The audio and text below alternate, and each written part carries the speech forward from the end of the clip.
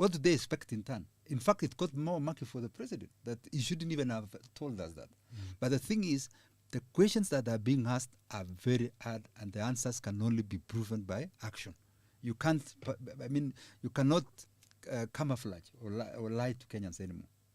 You can't, and I agree. And the thing that I like most is, wherever the president is now, he knows every of his action would be questioned. Kenyans interrogate. Kenyans want facts. Remember, the Gen Zs are in every office in this country. The young people. And I'm told it's not just Gen Zs. Everyone now is Gen Zs. Like Kenya said. you know, yeah. So they are, by association. You know, today I was told that engineers have been asked to come and protest the killing by police of that young man called Denzel at JKU. He was picked in parliament. The body was found in a dam around Thika. And they said this is an engineer's thing. Then they said, so who is an engineer? And they said whoever has shaken the remote and slapped the remote until it started working is qualified to be an engineer. So if you have it's everyone. So it's all of us. We are all engineers by virtue of shaking the remote and it worked. So the thing is that the demand level for accountability, it's no longer just a word that we bandy around. They are gathering all these facts. These are people who are very techno-savvy. They are going to, they will come through these documents and government expenditure. I told you the other day, when you listen to the Gen Zs when they started, their interrogation of the finance bill was far superior than even some people that we work with. Even the questions we're asking in the editorial meeting room. They had gone through it, and we assume these children only watch TikTok, but they are very aggressive. Extremely. So Ken and Tanui, with the way you're explaining, there's a song which says Anguka Nayo. If you can't satisfy them, will he anguka nayo? I have seen the editorial cartoon in the Standard. Did you see it? Yes. So there's a Gen Z asking the president for something, and the president accedes. And then he tells the Gen Z, I got this right? Then the Gen Z behind him is a huge gorilla with the tag corruption, I think. So he tells the president again, anguka na. So in other words, you have done this part. This was a small part. Even if you look at the face of the president in that other request and this other face, it's totally different. He's grown old with white hair, you know. It's because the elephant in the room has not been dealt with. And I was just thinking yesterday when I was headed home, Charles, if this country can be, the reset button for this country can be pushed. One of the reasons why life is so expensive in this country is because of the imbalance in affordability. Tanui can afford a 100 million shilling house. I cannot afford it. I need that house. But the seller knows there are people in this country who will afford. The other day there was questions about how many high-rise apartments are coming up in Kileleshwa and in Kilimani belonging to these politicians, right? So they have made life so expensive. I went to South Africa last year. I was in Cape Town. I never saw a 4x4. I never saw, and if I saw, they cannot be. I did for my whole 1 week stay. I didn't see 5. 4x4s, huge 4x4s. Everyone drives a small car. But we all want to drive big cars because it's fashionable. So they've made life so expensive that we all think that I have to stay in an apartment in Kilimani to look cool. I have to drive a Mercedes stretch limousine alone, right? Because of the kind of lifestyle these people have exposed us. Yet, we struggle to get ours. They have it easy, apart from just the fact that they're paid highly with our taxes. They squander our taxes. They eat our taxes. They budget for corruption. They get money to come in this country for projects that they find a way around. Eurobond came to this country. They can't account for more than a billion shilling. Where does this money go to? That is a question. It's because of this money they're able to get that lifestyle and make life so difficult. So yesterday I was asking myself, would we get to a place in this country that everything, the reset button has been pushed, that everything becomes normal, that there's no longer this aggressive, unnecessary competition to fit in, driven by a few people? Because now I don't want to go to Migori driving. I want to chopper. I want to drop. That's what I want, because it's fashionable. That's what these politicians. Now, where do I get that money? So life has become so expensive because of how these people to look for extra, I can't go for a rambe with my 20,000 because I'll ask someone who will come here with 2 million shillings in cash or 1 million shillings. And why? The time I'm struggling with the 1 million shillings, I had guests on the set the other day. A member of parliament said the much she can donate in a weekend for a single funeral is 2,000 shillings. And each time the constituents asked her, but wewe ile 2 million wanatoa, wewe una hii 2 million? Kasema, I'm contributing in 100 funerals in a month. Times 2,000, that's 200,000. My salary, I am working within what I want. I think it's Asige who was telling us this story, Senator Asige. So I was looking at that. So I think we need to get to that point in this country that we have to reset everything and we have to behave like a country that wants to grow.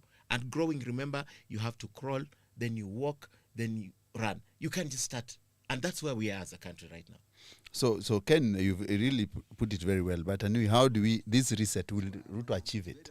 And how will he go with this reset Ken is talking about? Because it's Friday, you see, I have no answer at the moment. I think it's a matter of let's wait and see. But the thing, the thing that I really am happy about is for the last 2 years, it appeared unofficially that under the Ruto government, corruption has become a good career move. So long as you are not caught. Yeah, super move. Cases were falling, corruption cases were falling.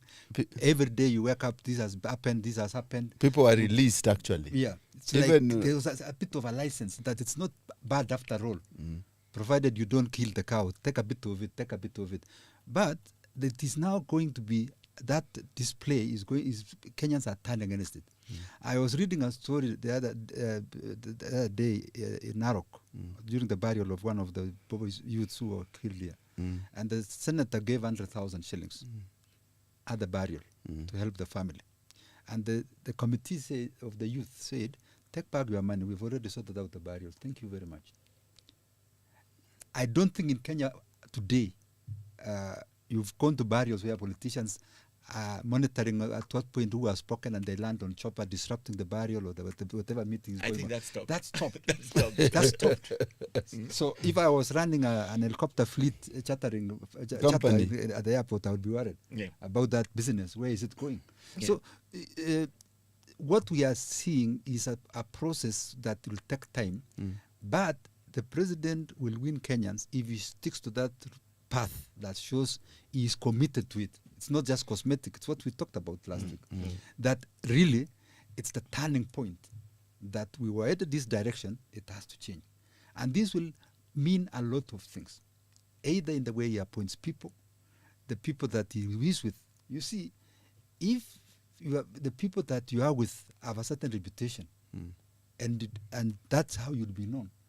So the president has to part company with people who bring certain package to him, that the only reason that he's with them is probably shares those traits. So the president is on a self-reflection and exercising himself of those costs that have taken him to where he is. I don't think the president is proud of what Sudi was doing on reflection. That you go and tell people 1, 2, 20 million, I bring this from Tanzania as if it's magic. So all these things, the president is navigating a very difficult path. And this is, whatever he does now will be a real test of leadership. Because for the first time, Ken used the word accountability. The accountability level is so high. The interrogation, the questioning, everything he says. This is a president, my friends, who has been told that we don't trust you.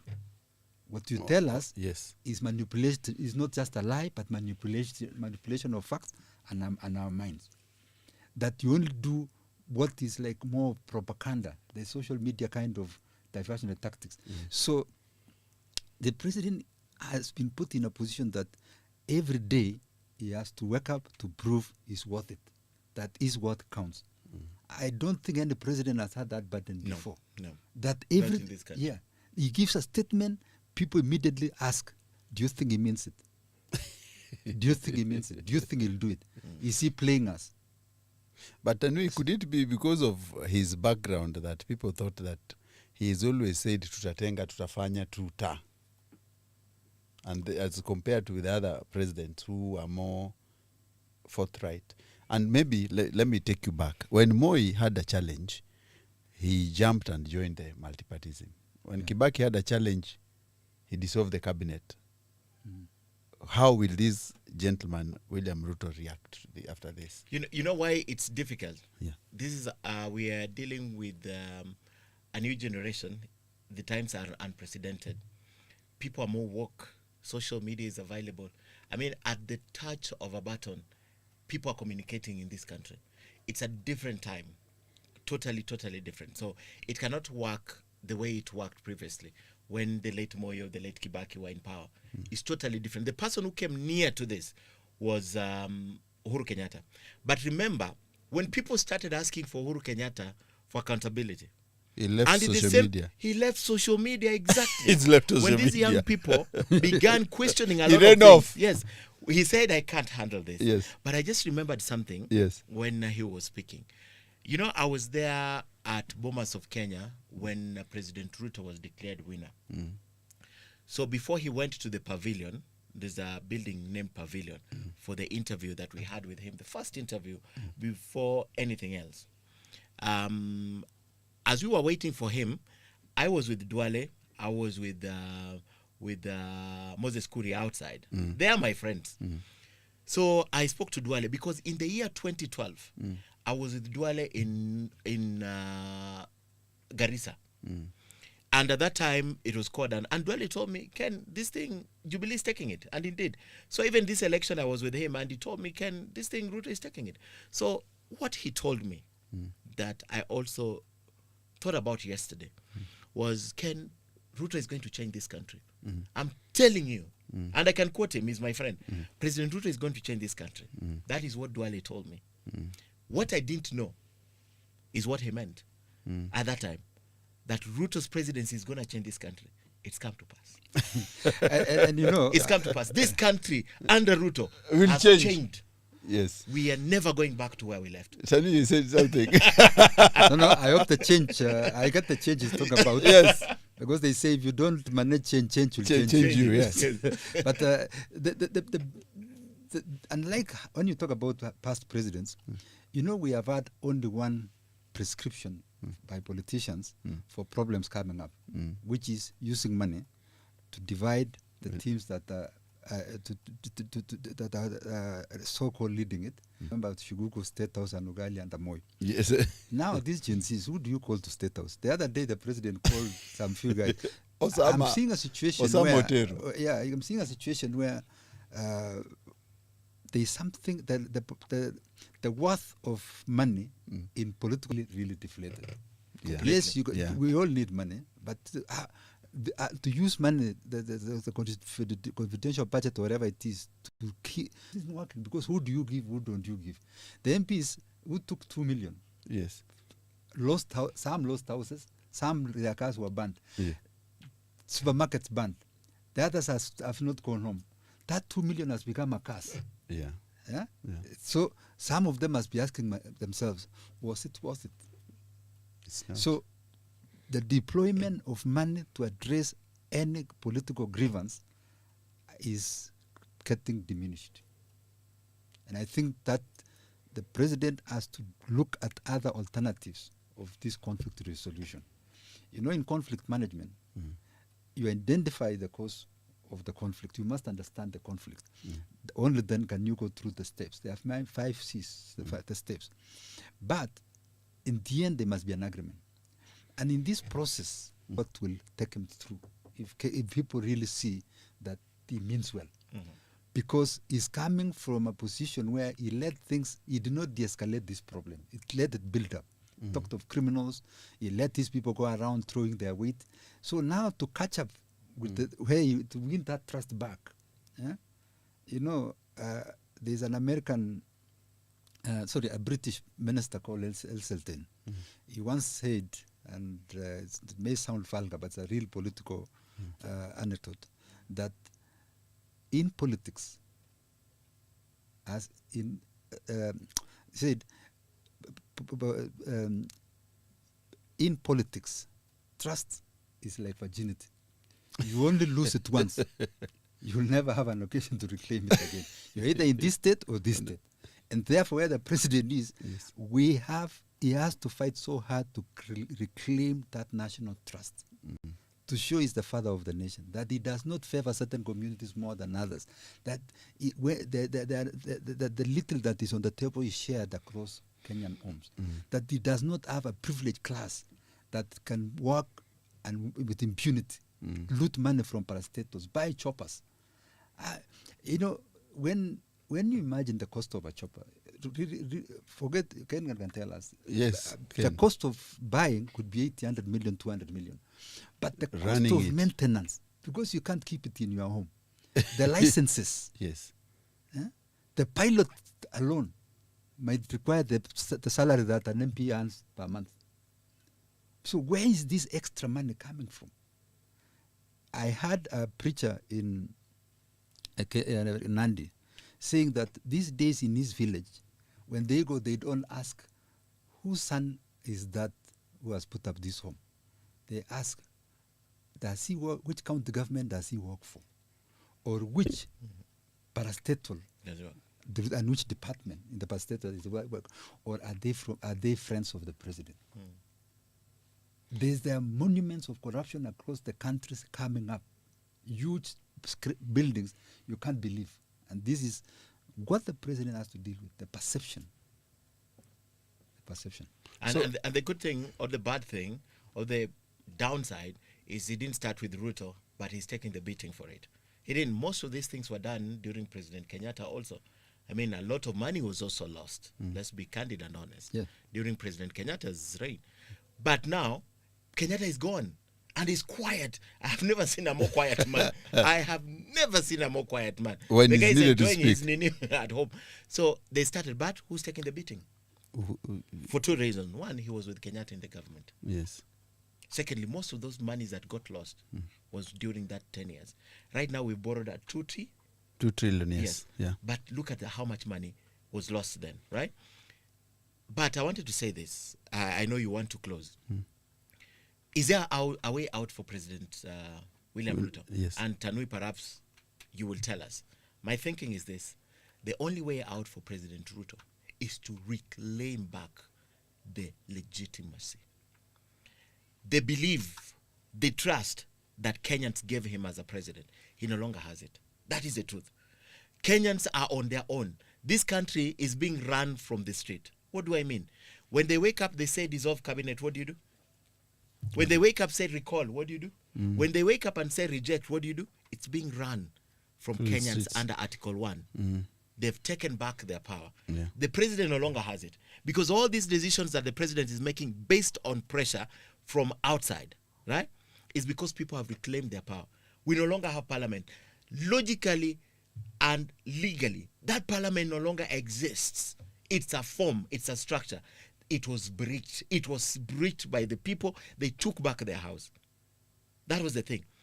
The president right now is acting from anything that he said from outside. He's no longer taking charge from State House. Tomorrow, these guys wake up and they tell the president, do this, and they can push because they have the power under Article 1. The president will have to listen to them. So the president has to go back to that position that he has claimed that legitimacy as a president back, and he holds it, and he can stand and tell Kenyans something and they will believe. Right now, unfortunately, he doesn't have it because of the events of yesterday. So how does he do it? This is a political solution. There must be a political solution. In more developed countries, prime ministers will say, it's my time. Let's transition. Let's find a way to take care of this country, a caretaker government for the next 6 months. Let's restart afresh. Let's restart so that they hand it back over to him. They've taken it. They hand it back over to him and start afresh. But right now, what will happen tomorrow? We don't know. But anyway, Ken, before Tanui comes in, I wanted to ask you and Tanui, remember when, and this is Ruto's making, by the way, as a president, when he wanted these cabinet secretaries, Tanui, remember, or Pio Wandai and John Badi said, if he wants his skunk, let him have it. So is it the problem of his making, or that's why the people are telling him, you brought this to your I'll doorstep? simplify it. He'll complicate it. He can go into the details. Yes. But I'll simplify it. Yeah. The president nominates Article 152. Yes. He nominates. He presents to Parliament Yeah. for approval. Yeah. Before the approval of before that approval, Ruto muscled Parliament and took a super majority. Finished. Kumalo. Alimaliza opposition. He took Jubilee and they had the majority. Robert just the other day in the Senate mentioned this thing before I joined voluntarily. You know, so he took majority because he wanted his agendas to sail through Parliament. Well, what Mbadi meant was we know from where we sit, we cannot stop this train that has begun moving down the rail. So what happens if these are the people you want? This Parliament will give you these people. It's your skunk. You deal with it. That is what he meant. And Yeah, that's exactly what and in the formation of this cabinet, really, we all came to know out of this almost 30% of, 50% of the cabinet are people we had never had. We wouldn't. It's now that we are used to them. Yes. In terms of public, in the public space, what were they doing? What are they associated? What do they come with? The reason is it was a political negotiation in terms of people who are very close to the president were coming with the names. I'm told Tangula gave some because of the role he played, however minimal it was. Yes. Mudavadi came with this. Shikashagwa came with this. So it was not the people that the president knew directly. It was a mishmash. Yeah, people. You had the president now. The current police commissioner who's brought a lot. Yes, of who is problems, this? the IG. Yeah. He asked, so who is coming? And the mic picked it. Yes. And you are picking somebody who you've never known, Yeah. not even on acting basis, and you're asking who is this IG. So I think it is. I think I've said before. Yeah. I think this government spends so much time enjoying the joy, swimming in the tide of pride. We have succeeded, but the complexity of running government is something else. So Suddenly. look at it this way: the president a few months ago was scaling the international ladder Yes. to make Africa to tower above African presidents. Yeah. The youngest, best educated, It is. most swift, very techno-savvy, and he has a bigger understanding of Pan-Africanism and the place of Kenya and the world in the geopolitics. So Yes. look at what Kenya now is, how Kenya now is influencing the world. Africa. It is not the president. It is our the president. So in Tanzania, they are worried. What will the Gen Zs do? Yes. In Nigeria, the same thing. In Ghana, the same thing. So Kenya is now trending the world over, not because of the president, but because of what the citizens are. Yeah? Yes. And happening just after he left White House. I don't think the president would ever go again to the White House. White House, Switzerland, Italy. The things associated with him. And by the way, we're happy because when the father is around, you know that he's addressing issues. He's For not the even first time, Yeah. we're clocking 4 weeks. Actually, without leaving the state house. 4 weeks. Actually, I had an American journalist on TV coming up with that, repeating that accusation against Ruto that when he's not flying, he's lying. I just laughed. I think they borrowed that one. No, they actually attributed to Kenya that their Kenyans have accused their president of Yes. that. So if that thing is how he's seen, so when he visits a place, he's seen, people have been using very derogatory terms that he's an air hostess. It's probably has something else. But So, the point is this, yes. that we have, unlike the issues that Uhuru dealt with, Ruto's discredited Uhuru's government, but is dealing with a far much bigger problem than Uhuru, where a certain political constituency with high stake and high networking that even towers above the intelligence services are marshalling and organizing themselves. If you look back, it's like the BlackBerry, the use of the BlackBerry in the Ukrainian revolution. Yeah. The so-called The Yellow Revolution. The Yellow Revolution. Orange Because Revolution. a lot of things are moving without these guys catching it. Thank you. So finally, and you've captured the Orange Revolution, and I'll bring you Raila Odinga's place in this. I think it's time. Fortunately or unfortunately, I think Raila Odinga has no part to play in the current politics at all. Yeah.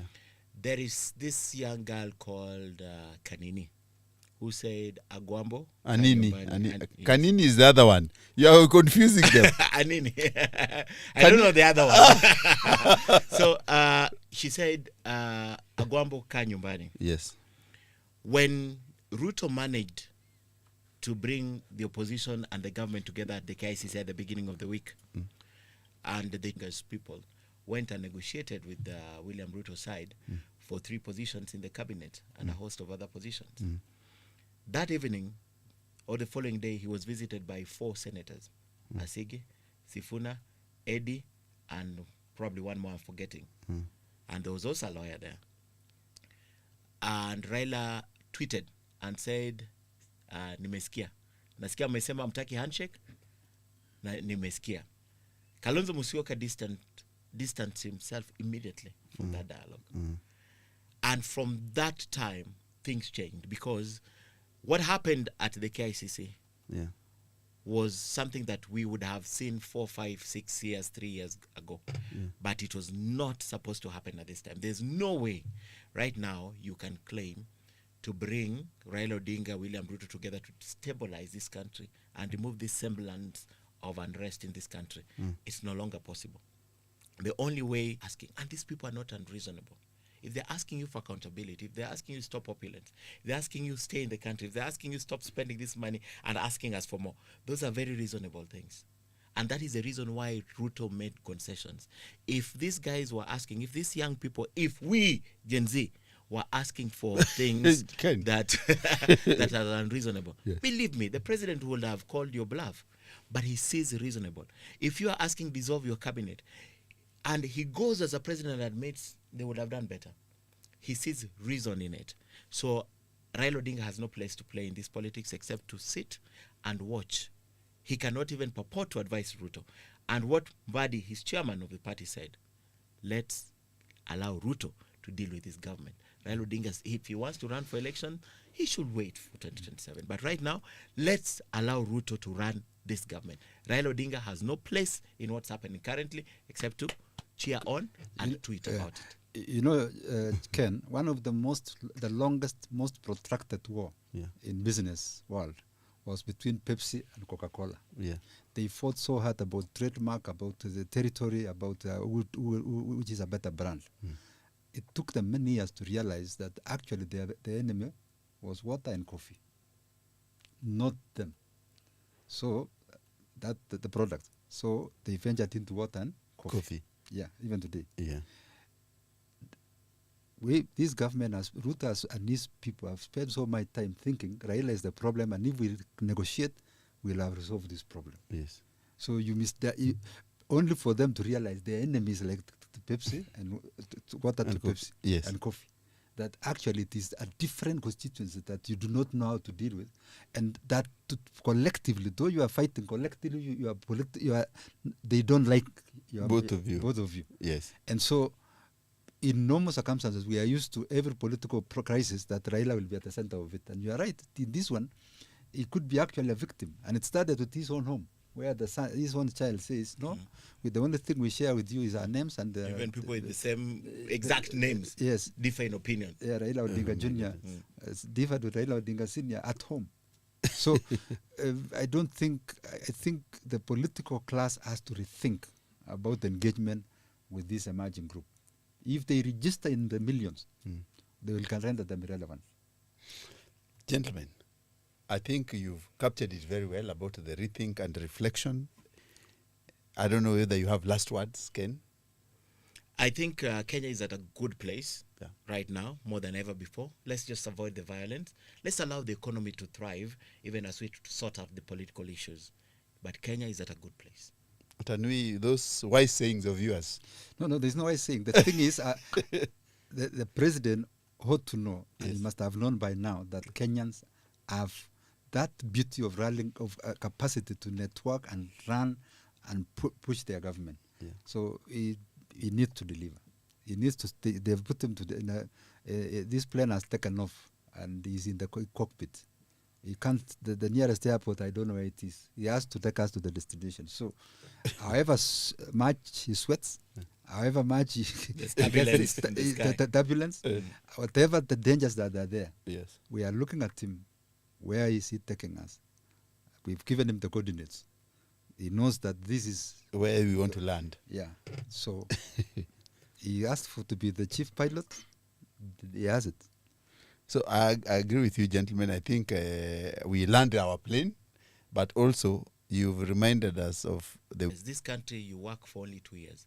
First year, you're settling after election. Second and third year, you're working. Fourth year, you start your campaign. For Fifth year, election. you're being here. Yeah. It's 2 years gone. And thank the president that at least he has shown he listens. Whether it is Forced social listening. media or whatever it is, he's listening now. Thank you, gentlemen, for showing up. I think it has been a wonderful show.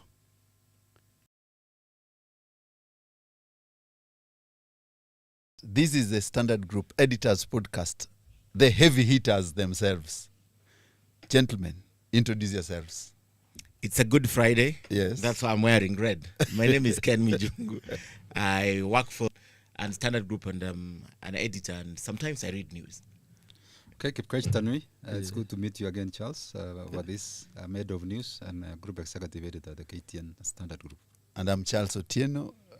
I'm one of the editors at Standard Group. I don't read news as Ken, and I don't head news as Tanui. Gentlemen, yesterday, serious things happened.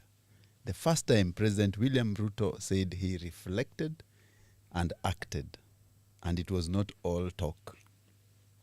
There was action. I'm happy about that because you should give us credit. Last week we said Yes. we were watching to see how far it will go. Yes. And we said that the situation that still obtains now is that Kenyans still are anxious and are watching keenly how far he will go in sustaining the route he has taken to ease this pressure. What he did yesterday has given Kenyans a safety valve in terms of easing the emotions and the pressures. But it's not done because the question now is who will be in that cabinet? How many will he recycle? Because he himself, by the stroke of the pen, has given a vote of no confidence on his cabinet by action. So if he were to return any of them, I think the biggest question will be on what basis. So it's got a big dilemma. And on the other hand, you would not, I think, want the government of neophytes, people who have just coming also to learn. This new cabinet, most of them had no corporate no political experience and playing corporate management. And so you find that they took long to learn and they were still learning. Now, are we going to start from scratch and bring in a coterie of friends and associates and backers, so financiers of the presidency that we have now? I don't know, but I think Kenyans are watching. So Ken, Yeah. that walk the president made to the podium, and what Tanu is saying, who will he bring? And those guys were behind him. What did you say? I think it's very lonely at the top. Yeah. What is happening to the president is the best definition of it's very lonely at the top. There are so many things that I read through what happened yesterday. And we have said it here before. We said in the last 2 weeks that what we call self-preservation mode kicked in, and the president has to save himself. The president must have pulled this. There was no option about it. He has so many people hanging on his coat, and they are not helping him. And that's the reason why we are here. So from the outset, Charles, I'd like to say this. The 21 cabinet secretaries that were dismissed yesterday, none has found it necessary to apologize to Kenyans. None. And secondly, to apologize to the president. They are thanking the president for the service. They're not apologizing for the reason why they are where they are. One, you failed. The president, and we spoke about it last week, said they could have done better. Yes. That's not the first time. The first time he spoke about it, he said, some of you, I know what's happening in your ministry more than you know. do. Yes, more than you know. So the president has been alive to the fact that these guys are not helping him. What Tanui said last week, only William advises Ruto, Ruto and Ruto and can advise. William. Meaning he has no one he can count on advice from. Right? So it had to happen. But from the outset, these guys need to apologize to Kenyans for failing them. And then secondly, they need to apologize to the president for failing the president and getting him to such an awkward situation that he has to. But then, how do we move forward? The question is, which way Kenya? It's a whole new world. Kenya has changed in a way that it's irreversible. This is ile barabara inasema punda ikianza kuteremka imeenda. You cannot stop it. Yes. You cannot stop it. So Kenya has changed, and I think it's changing for the better. And what I like about where we are as Kenyans today is a level of accountability. And that's where Tanui is, by saying, now the next question is, who will be in the new cabinet? Because the cabinet under Article 152 must be formed. So who will be in that new cabinet? Are we going to see new faces entirely? Are we going to see some other ones being recycled and coming back to the cabinet, just repositioned and given different position? And is that the fundamental question? Is that what Kenyans wanted? Is that what this Gen Z? Because nowadays, now everyone is Gen Z. Tanu is Gen Z, I'm Gen Z, you are Gen Z. So we are all Gen Z. Yes. Behind. Gen Z is the face. But Yes. every Kenyan, these are things that we couldn't do. So every Kenyan is asking, every Kenyan asked a question. Now the answer we need is to the question we asked. And that question will be answered ultimately even when a new cabinet is formed. Did we ask for you to bring them back, or we asked for entirely a new cabinet that will assist you as the president of Kenya? And that, the same thing you're saying, what next, Tanui and Ken? Do you think the Kenyans will and the Gen Z will be placated with any choice William makes as president now? I think I'll put it this way first. For me, Yeah. You look at the Gen Zs are saying, yes, you've dissolved cabinet, but that's not our business. Yeah. We wanted, the ultimatums. Yeah. The most important is dealing with corruption right from the top to the bottom, the lowest rank of government. And therefore, that's why they're talking about parliament. There was the physical occupation of parliament, which was deterred using bullets. Yeah. But the MPs, because they have said clearly that by assent to the new bill sets the process of reconstituting IBC, and then they will come up with the recall clauses, and they will try and go for the MPs in person, each by constituency. So, and then there are the county governments. You've already seen what happened in Nandi. Yeah. The Gen Zs, the young people went there, and they got the governor to speak to them, and they asked the hard questions. I've had issues, Kericho, yesterday. Bomet, that town was a standstill, burning of tires. And in Bomet, it was more interesting because they were talking about the need for clean water in Bomet. And what Ken is talking about, accountability. They had only one agenda. Why do we have dirty water in Bomet? And they made one demand. And there are issues about, in every governor should be worried. Yeah. So it is a motion that has started, and it will not end just with the cabinet alone. People want to see, the way I hear, a cleanup and an end to this corruption and wastefulness. I heard a senator talk about the Senate of Nyandarua, describing the nature of the convoy his governor had, how they arrive complete with a chase car. I don't think it will happen again. And I was asking Ken, maybe what is the county number? Migori's count? Migori is 04044. So it's very unlikely that if you go to Migori now, you'll outside some pubs, because it's Friday, you'll see a county vehicle 044. In all plates. Yes, people have learned a lesson. The display, the opulence, the misuse of public resources has come to an end. So you're saying that, Tanui, there are two things you're saying, that the opulence has gone. But how far is William willing to go?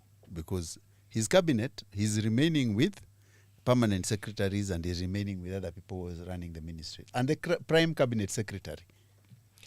And people are saying they should also as well go. The reason I think why Musalia Mudavadi survived this is based on responsibility. I don't think it's based on anything else.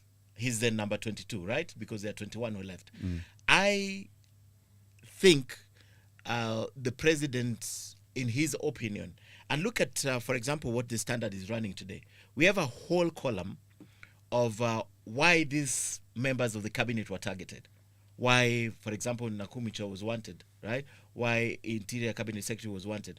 If you try to look at what Musalia Mudavadi, you know, he's the only one who holds two mighty dockets in this government, being a Prime Cabinet Secretary.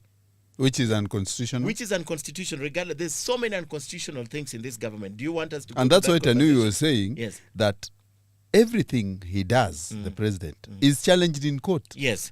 And And, how remember, yeah. remember, the IEBC Act that was signed barely 3 days ago is going to, there's another law that is supposed to make this position of Prime Cabinet Secretary, once signed, a legal position, a constitutional position, right? So they're going to do it. They're going to get it.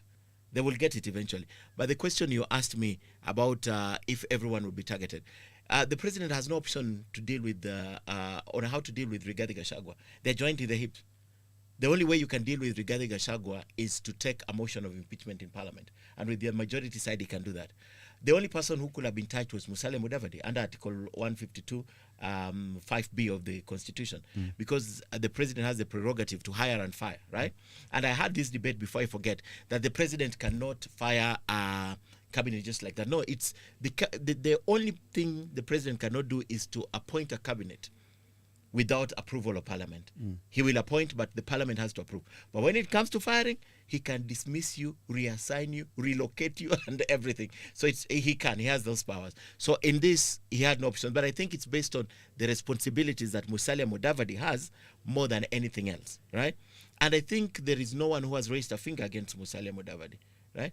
And then the reason why the cabinet had to go, in my opinion, it's safer than cherry picking. It's safer to tell everyone, go home and let's rethink this, right? Than saying, Kenyans have a huge outcry on CS Interior because of the brutality and probably the banditry, right? Or Nakumicha because of how you handle the doctors and the people who've been on strike.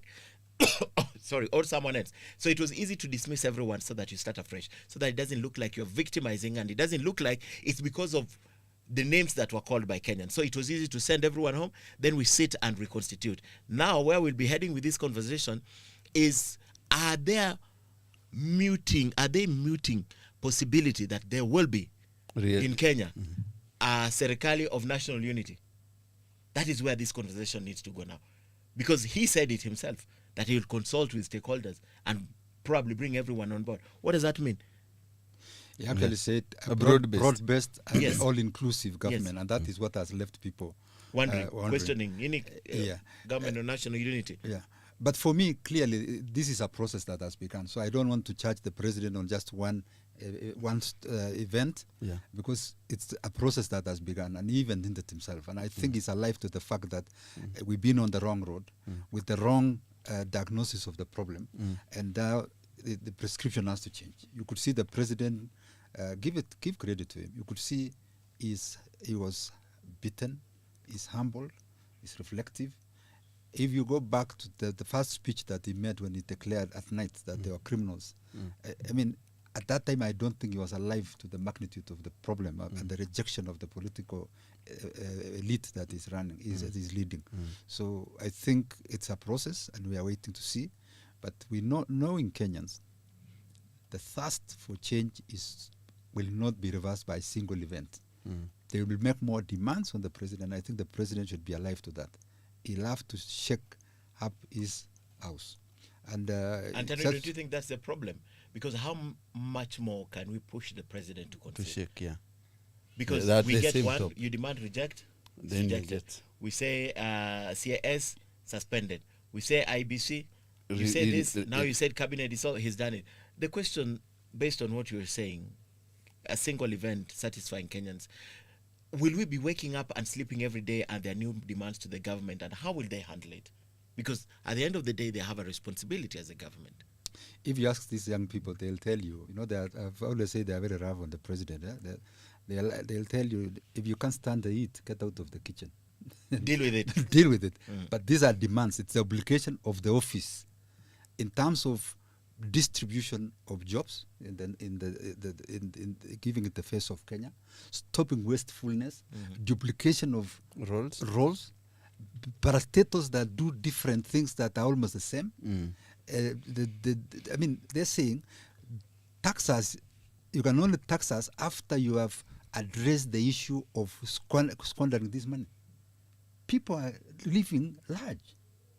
Extremely large. Extremely large. Extremely A minister large. talks about the pair of shoe of what, 80,000. Like In it a is, TV show. It's 8 shillings. As the cheapest. Yes. He owns in his. That's the cheapest. And He's saying asked- it's he's my asked- weakness. And he's asked about a wristwatch, and he says, "Oh, you mean the one that I I bought bought. myself? So who has been buying The it? Most The of- other ones are more expensive. Yeah. Well, yeah, the ones 20 more million expensive. one. He said, my own money. Can you say, do you mean this shirt, Ken, or the one I bought myself? Yeah. Yeah. I mean, it is so that issue will not end. You know, that was an admission, Tanui, that I indeed have that expensive watch that you talked about. Yeah. But it's not one I bought.